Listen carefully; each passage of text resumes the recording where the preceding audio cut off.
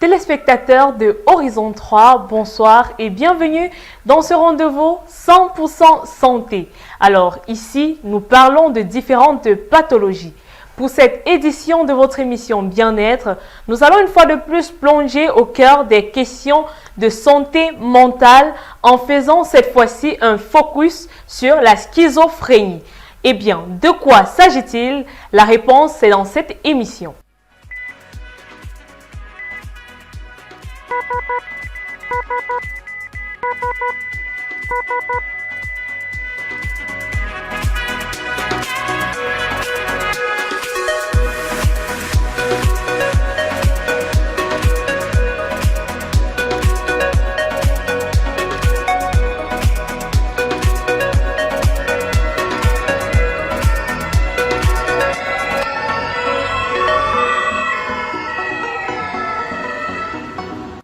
Une fois de plus, bonsoir. Alors, avant de choisir cette pathologie, nous avons baladé notre micro dans les artères de la cité capitale. Question de voir si les populations sont au courant de ce que c'est que la schizophrénie. Je vous propose de regarder ce Vox Pop.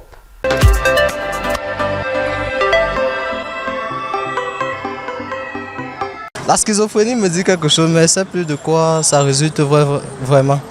La schizophrénie, pour moi, c'est une personne qui a été victime à certains traumatismes, qui se sent frustrée. Les conditions mentales ne sont pas optimales, on peut dire. Il a tendance à avoir peur, des phobies bizarres, en fait. Oui, ça, c'est pour moi un schizophrène. Bon, cette maladie n'est pas encore entendu parler de ça, donc je ne connais pas. La schizophrénie, non, je n'ai jamais entendu parler de ça. Ça, c'est un mot étrange pour moi.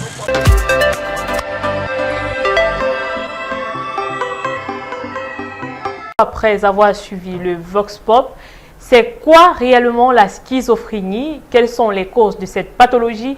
Pour en parler ce soir, nous avons avec nous, une fois de plus sur ce plateau, Chouamou Dorian, psychologue clinicien. Bonsoir. Bonsoir, Pamela. Comment vous allez? Je vais très bien, merci pour l'invitation que vous me faites. Je profite pour passer le bonjour à vos millions de téléspectateurs. C'est moi qui vous remercie d'être toujours aussi disponible dans le cadre de cette émission. Tout à fait. Alors, dites-nous, que peut-on réellement comprendre par schizophrénie? C'est quoi une personne schizophrène? C'est comme ça que ça se dit?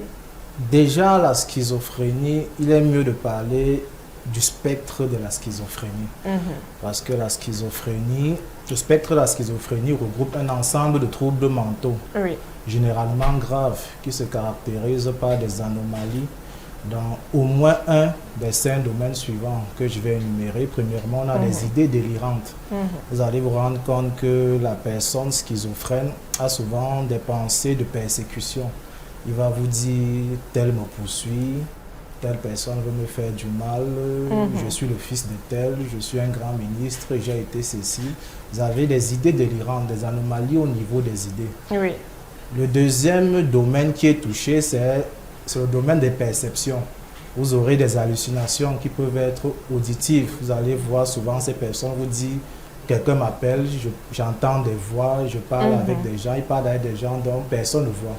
Vous pouvez aussi avoir des hallucinations qui sont visuelles, c'est-à-dire ces personnes vous disent par exemple, voilà tel, voilà un tel, voilà un tel, mais il est le seul à voir ces personnes, les personnes d'autres ne les voient. Et ces hallucinations peuvent aussi être intrapsychiques. Vous entendrez souvent ces personnes dire, on me dit des choses dans la tête. Ces personnes entendent des voix.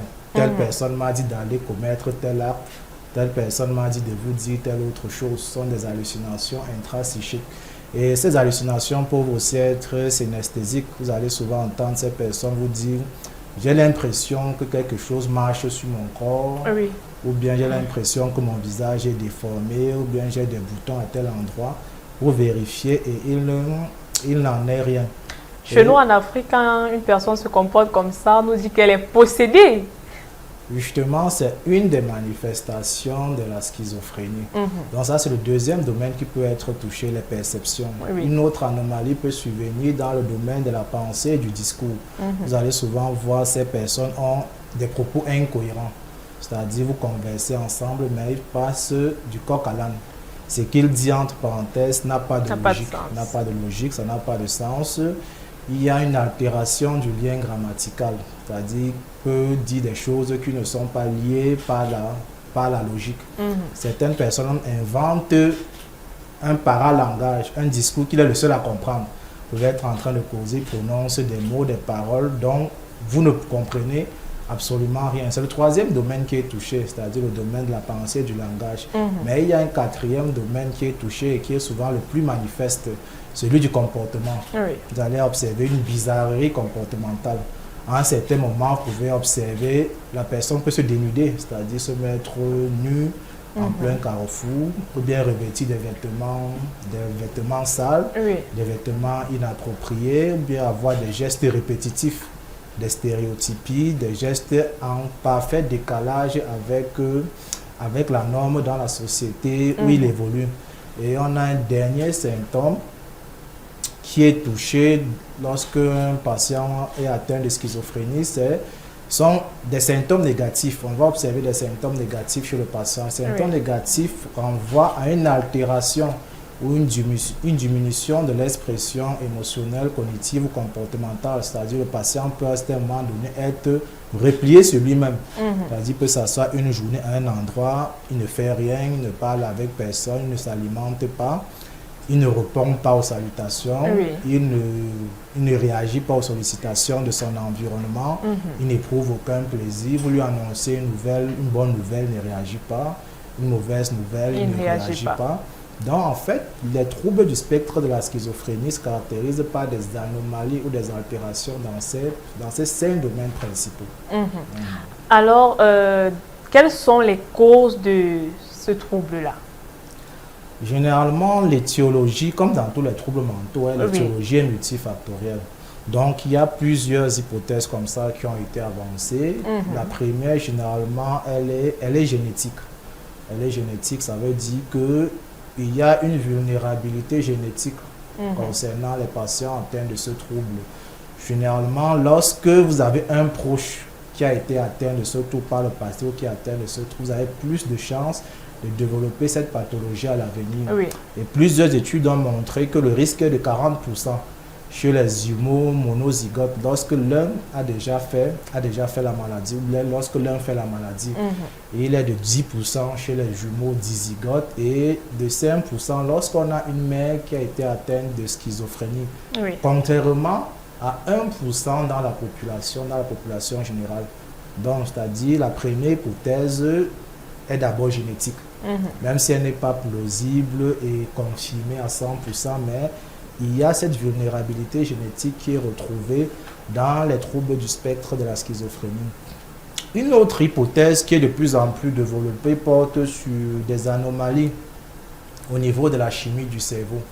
Donc, certains neurotransmetteurs ont été identifiés. Vous avez la dopamine, surtout, qui est responsable de l'ensemble des symptômes productifs, comme le délit, les hallucinations, la dopamine, qui est produite en excès chez les patients schizophrènes.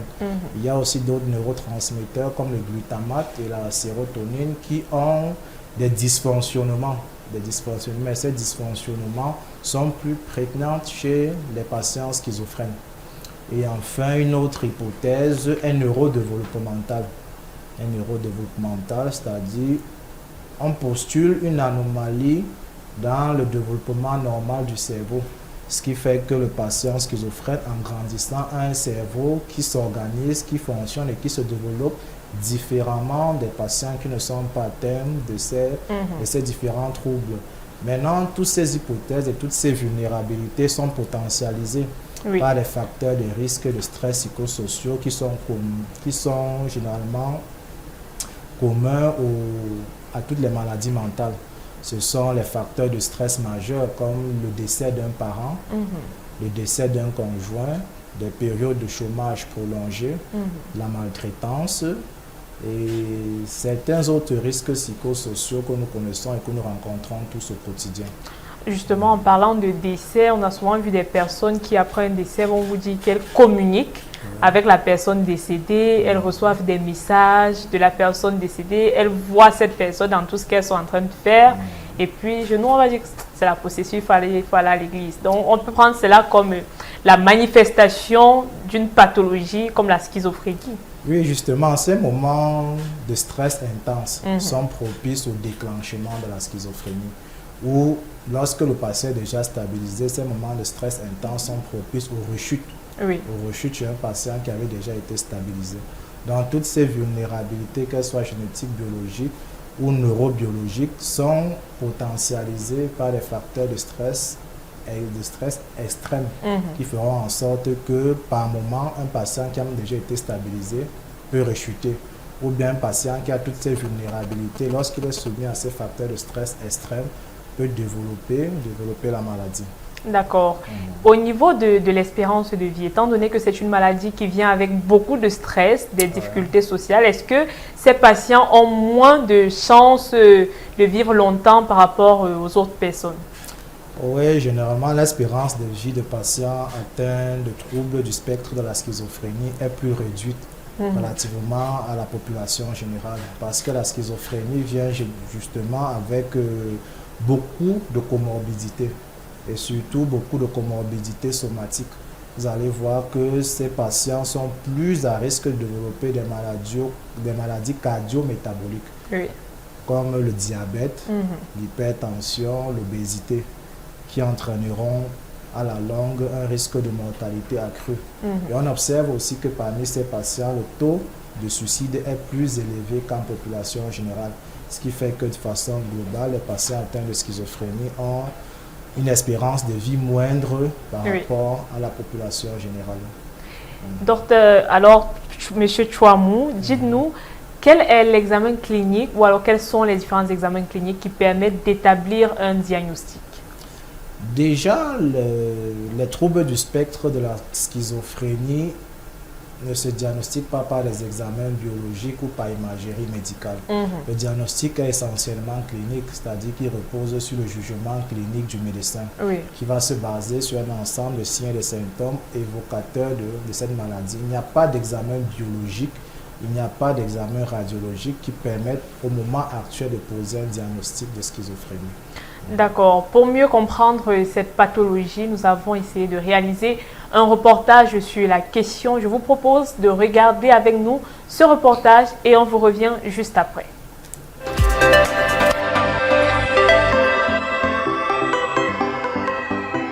La santé mentale est un sujet bien de fois considéré comme tabou au sein de la société africaine. Pourtant, il existe plusieurs victimes de par le monde en fonction des différentes pathologies. Aujourd'hui, nous parlons de la schizophrénie. Il s'agit d'un trouble psychotique caractérisé par une distorsion de la pensée et de la perception et la perte de contact avec la réalité. Cette pathologie touche environ 24 millions de personnes, soit 1 sur 300 dans le monde. Les personnes atteintes de cette pathologie ont une espérance de vie de 10 à 20 ans inférieure à celle de la population générale. C'est une maladie psychiatrique appartenant à la classe des troubles psychotiques. Elle débute généralement chez l'adolescent ou le jeune adulte avec un âge de déclenchement des premiers symptômes compris entre 15 et 25 ans. Les personnes souffrant de schizophrénie ont très souvent des idées délirantes, un sentiment de persécution, des troubles affectifs et émotionnels, des troubles de mémoire.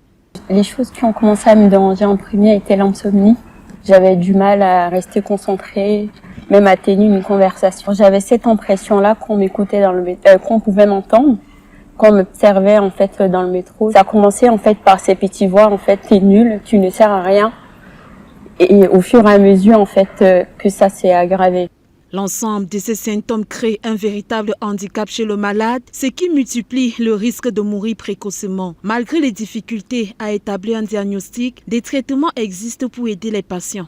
J'ai été hospitalisée durant 2 semaines.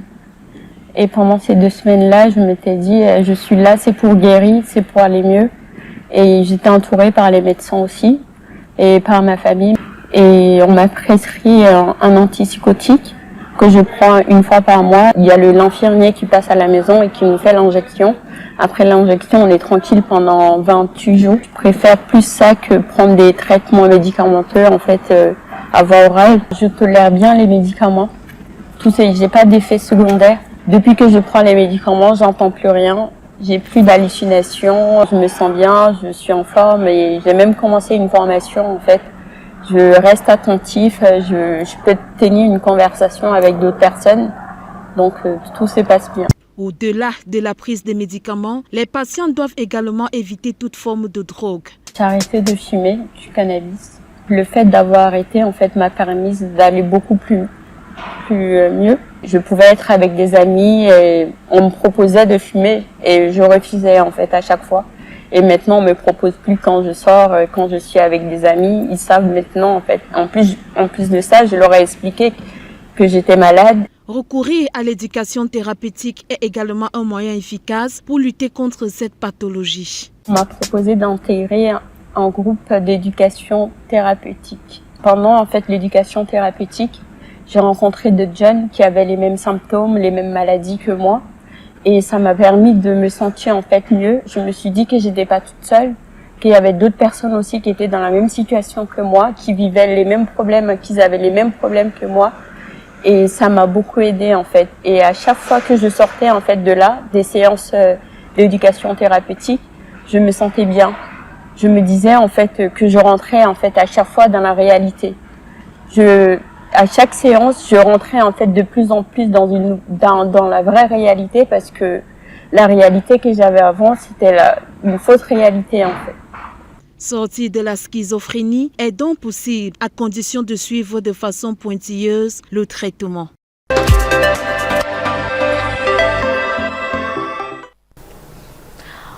Voilà donc une jeune dame qui nous parle de son parcours et nous fait comprendre que pour sortir de la maladie, il faut miser sur le suivi du traitement et qu'au-delà de la prise des médicaments, il y a l'éducation thérapeutique. En dehors de la prise de médicaments, de l'éducation thérapeutique, est-ce qu'il y a d'autres méthodes pour vaincre cette pathologie-là? Il y a plusieurs méthodes. L'approche de la prise en charge, elle est pluridisciplinaire. Elle est d'abord médicamenteuse parce qu'aujourd'hui, beaucoup de patients répondent de plus en plus bien aux médicaments antipsychotiques. Elle est aussi psychothérapeutique parce que même lorsque les médicaments sont administrés de la meilleure des façons, les symptômes, on observe toujours des symptômes résiduels qui persistent entre deux épisodes. C'est pourquoi la psychothérapie est indiquée dans ce cas pour aider le patient à mieux composer avec ces symptômes résiduels qui persistent entre plusieurs épisodes. Aussi, il y a un élément très important dans la prise en charge qui est l'éducation thérapeutique du patient. Cette éducation concerne non seulement le patient, mais aussi sa famille, parce qu'un patient qui est mieux informé sur sa pathologie, une famille qui connaît mieux le fonctionnement de cette pathologie, est mieux à même d'aider et d'encadrer le patient dans son rétablissement. Et aussi pour des cas les plus chroniques, des formes les plus résistantes, il y a d'autres thérapies physiques qui sont expérimentées de plus en plus. Nous avons par exemple l'électroconvulsothérapie qui est indiquée pour des formes résistantes de schizophrénie lorsque les symptômes positifs résistent à des traitements antipsychotiques bien conduits ou lorsque les symptômes thymiques sont prééminents à chaque épisode. Justement, on a parlé de famille tout à l'heure.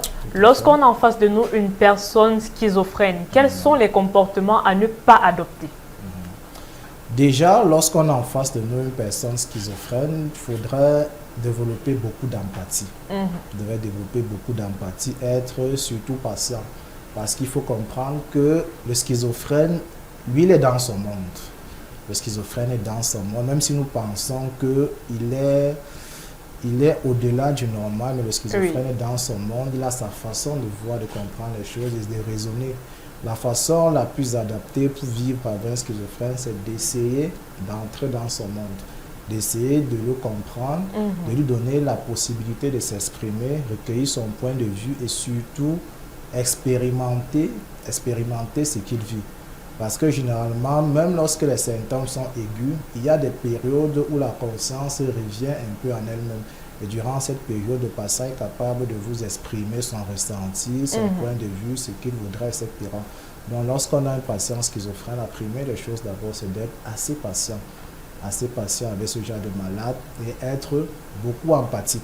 Ça sont les points élémentaires. Maintenant, par la suite, il faut aider le patient surtout à l'observance thérapeutique. Parce qu'une des principales causes de rechute dans cette maladie, c'est une observance thérapeutique. Il faut amener le patient par une éducation permanente, par un suivi permanent, à une prise adéquate de ses médicaments. Et surtout, il faut développer chez ce patient, il faut aider le patient à participer aux activités sociales pour briser le cercle de l'isolement et de la stigmatisation. Et lorsqu'on vit avec ce genre de patient, on doit aussi être à l'affût des moindres signes et symptômes qui peuvent annoncer une rechute afin d'anticiper là-dessus. Il y a plusieurs autres conseils comme ça qu'on peut donner aux parents ou aux proches de gens qui vivent avec un patient atteint de schizophrénie. D'accord. Une dernière question pour sortir. Est-il possible pour les patients atteints de schizophrénie de guérir complètement? Dans la prise en charge de la schizophrénie, on parle plus de rétablissement. De rétablissement, même s'il est démontré que un tiers des patients atteints de schizophrénie arrivent à une rémission complète de tous leurs symptômes. Mais en général, les 2 tiers évoluent vers des formes chroniques qui seront ponctuées par des poussées aiguës avec des symptômes résiduels entre les épisodes. Mais avec la schizophrénie, on parle plus de rétablissement. Le traitement vise à permettre aux patients de retrouver une autonomie fonctionnelle qui lui permette de vaquer à ses occupations normalement, même s'il y aura toujours des symptômes infracliniques qui vont persister. Mais le rétablissement, la guérison complète est un peu difficile dans cette pathologie. Voilà, fidèles téléspectateurs, nous sommes donc arrivés au terme de cet échange. Nous espérons que vous êtes davantage édifiés sur la question de la schizophrénie et que voilà, si vous avez des personnes schizophrènes dans votre entourage, vous allez développer l'empathie, vous allez développer l'écoute pour permettre à ces personnes de se sentir mieux. On va remercier M. Chouamou Dorian qui a bien voulu être avec nous sur ce plateau ce soir. C'est moi qui vous remercie. Voilà, fidèles téléspectateurs, on va se retrouver jeudi prochain lorsqu'il sera 21 h pour un nouveau voyage au cœur des questions de santé. D'ici à là, portez-vous bien.